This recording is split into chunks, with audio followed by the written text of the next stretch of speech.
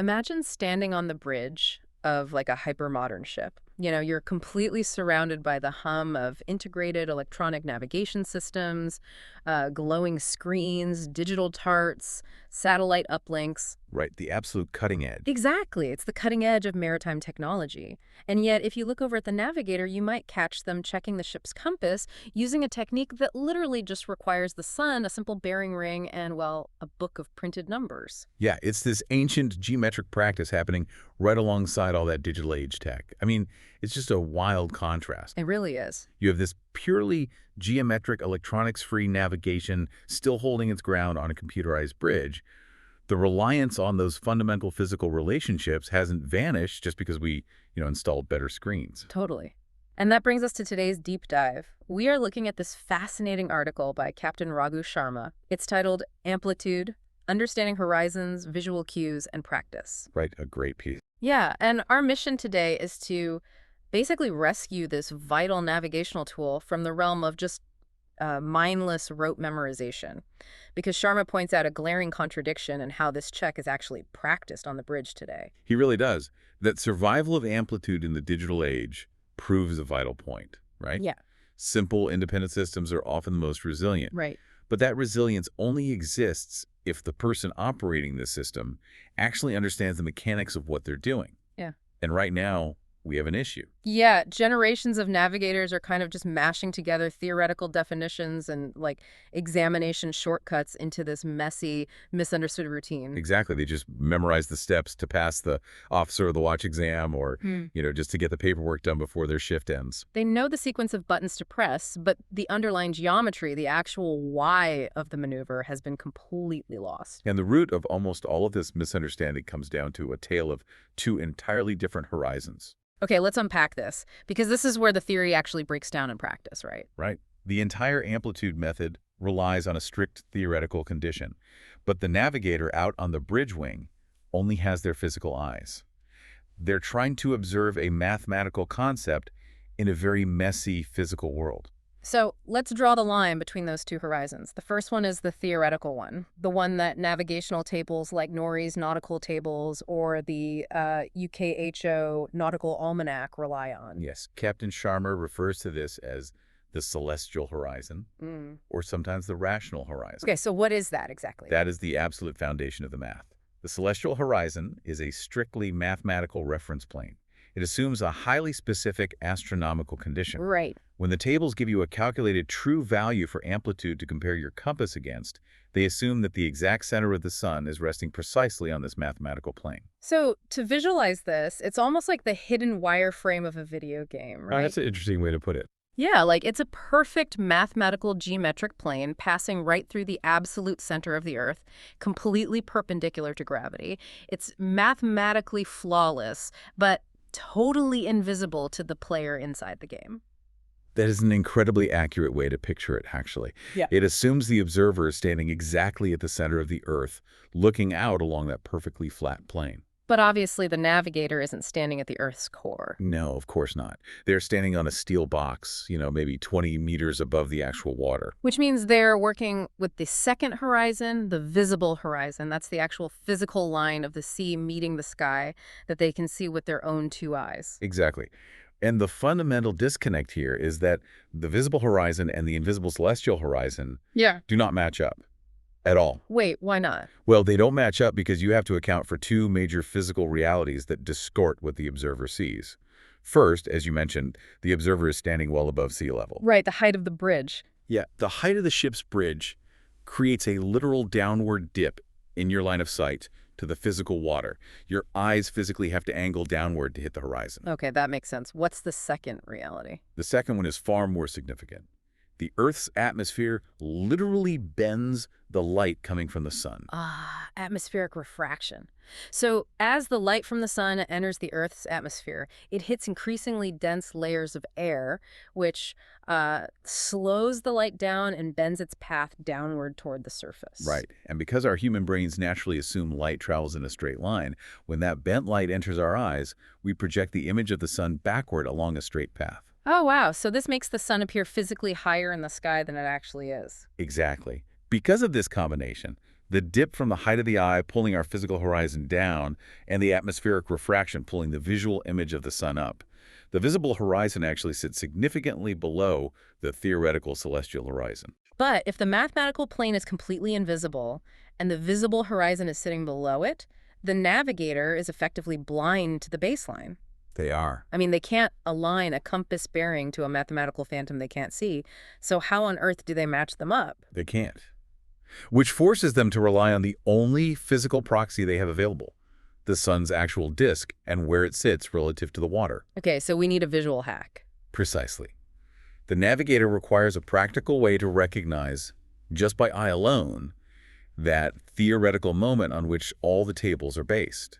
This bridge between the math and the visible ocean is the sole reason visual descriptions enter the navigation texts in the first place. Well, let's talk about those visual descriptions. The text mentions a very traditional descriptive rule of thumb used for this exact moment. That classic rule. It states, and I quote, "The sun appears about half to two-thirds of a diameter above the horizon." But I gotta say, human eyes are notoriously bad at estimating distances in empty space. Oh, absolutely. If I'm standing a 12-hour watch and I'm exhausted, my personal estimation of half to two-thirds of a diameter might look completely different from the relief officer's estimation.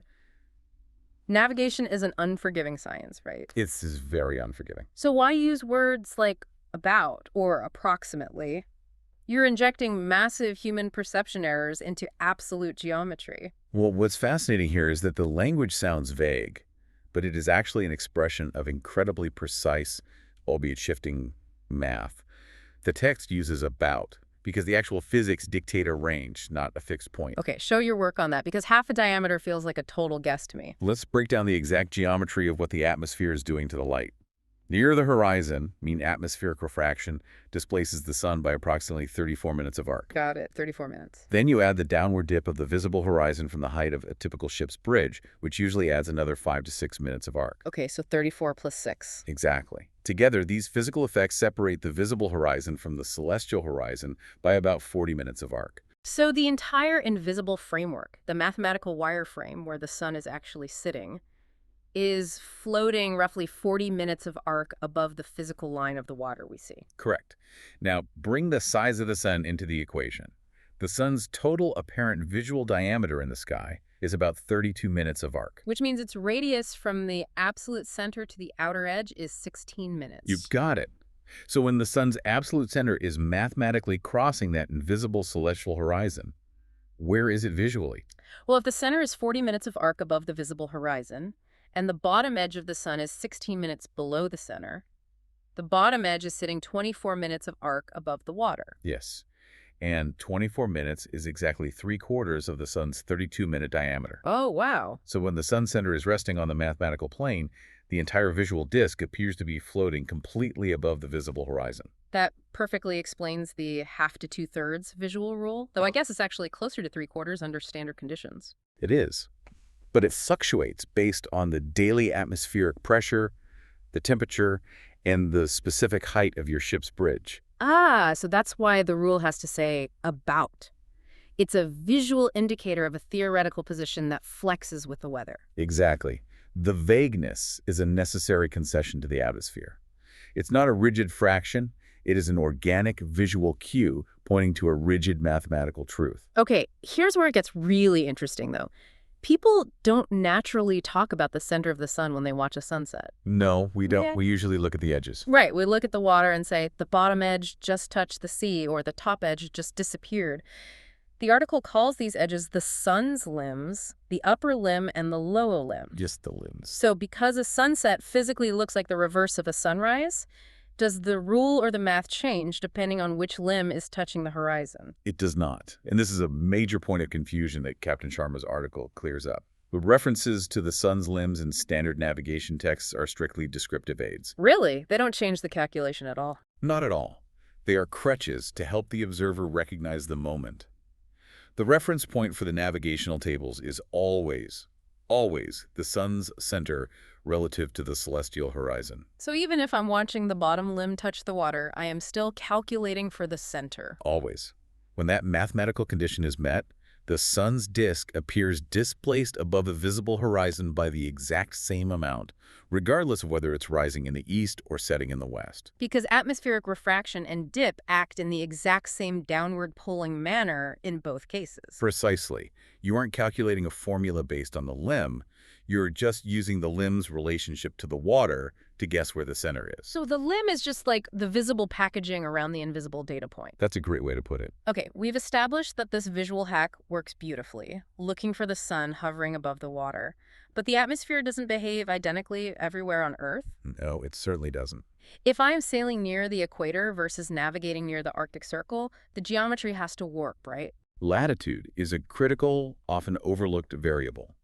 While the general theory holds up globally, the rate at which the sun moves through that gap between the visible and celestial horizon changes drastically. Based on your latitude. Based on latitude and the declination of the sun, yes. The standard rule of thumb is not universally safe to use without correction. The article provides a really specific example of this high latitude shift. At the equator, 0 degrees latitude, the correction is basically 0. The sun drops almost vertically out of the sky. Right, it drops straight down like a stone. But at a latitude of 51 degrees north or south, with a declination near 20 degrees, the correction exceeds a full degree of compass error. Why is that? Well, a full degree of error in a compass check is massive when you're navigating a container ship. The reason latitude changes the visual so drastically is due to the apparent path of the sun. Okay. At the equator, as you said, it sets perpendicular to the horizon. It punches right through the celestial horizon and the visible horizon in a matter of minutes. So the time spent in the gap between the two horizons is pretty minimal. Exactly. But at higher latitudes, the sun's apparent motion is much shallower. It doesn't drop straight down. It slides along the horizon at a severe acute angle. Ah, I see. This shallow, elongated motion magnifies the difference between the visible horizon and the celestial horizon. You are essentially stretching out the time and distance the sun spends in that optical gap. So because the sun is sliding rather than dropping, its azimuth, its compass, bearing along the horizon, continues to change significantly while it's between the theoretical plane and the visible sea line. Yes, which means your timing has to be absolutely flawless. If the sun is sliding horizontally, taking your compass bearing slightly too early or slightly too late means the sun has physically moved further along the compass card. Man, so practical execution is literally everything here. It is. Amplitude is incredibly sensitive to timing. If you wait until the sun's lower limb touches the water at a high latitude, the sun's center has already moved far past the celestial horizon, and its azimuth has changed completely. So even if your math back at the chart table is totally perfect, your observation is compromised. Flawless math cannot fix a flawed observation. Exactly. You are comparing a perfect calculation to an inaccurate reality. You'll introduce a noticeable, dangerous error into your compass check, all while believing you executed the procedure perfectly. This raises an important question about how modern navigators rely on digital tools, I think. Oh, absolutely. It's a huge issue. Because we have portable navigation calculators, tablets, generic mobile apps designed to do this math instantly. The temptation is just to punch the numbers into an app and trust the output. People assume the software eliminates the human error. Right. They think the app just magically handles it. But that assumption is one of the most dangerous fallacies on a modern bridge. Whether you use a manual calculation from a book like Bowditch, a dedicated to Maya portable calculator, or a generic mobile app, the geometry it processes is identical. The calculator is just a black box doing the arithmetic faster. Exactly. The app relies on internal astronomical models to process the inputs, but it doesn't look out the window for you. It doesn't know where the physical horizon is. And it certainly doesn't know if you pressed record at the exact moment the sun was actually hovering half a diameter above the water. The app is entirely blind to the physical world. It cannot fix bad timing, and it cannot fix a fundamental misunderstanding of which horizon you are supposed to be referencing. Right, so if you use an app, but you take the bearing when the sun's bottom edge is touching the water instead of when the center is appropriately hovering. The app is going to give you a perfect calculation of the wrong moment. Garbage in, garbage out.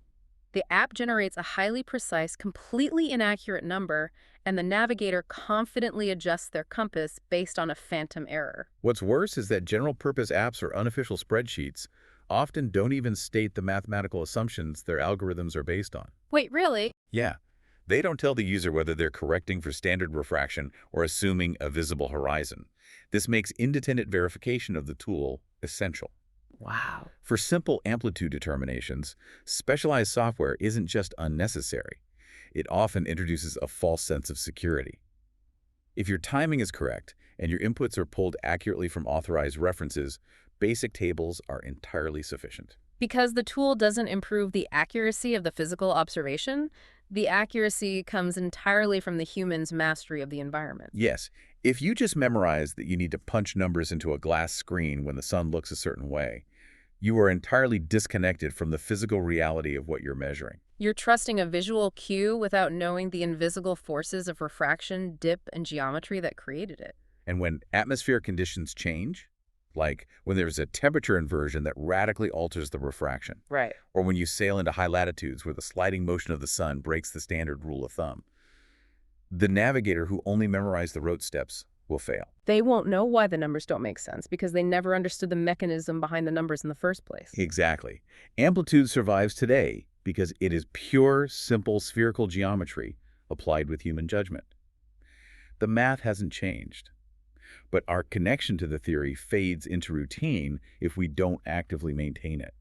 So what does this all mean?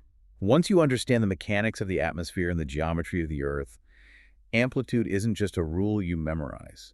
It becomes a tool you truly control. You're no longer just pushing buttons. You're actively translating the physical universe into practical data. Captain Sharma's article just does a brilliant job of stripping away the centuries of rote memorization to expose the raw physics underneath. It really does. It demands that we stop treating the natural world as a multiple-choice test and start treating it as a dynamic, interactive system. Which is a vital reminder that theoretical knowledge is the only real safeguard against practical failure. When the environment deviates from the textbook, only a firm grasp of first principles will tell you how to adapt. Which leaves you, the listener, with something much larger to consider than just maritime navigation. Think about the hidden algorithms that dictate your daily life, your social media feeds, your financial planning software, even just the GPS routing you through traffic. Oh, that's a great point. We blindly trust their visible outputs on our screens, just like a distracted navigator trusting a black box app on the bridge.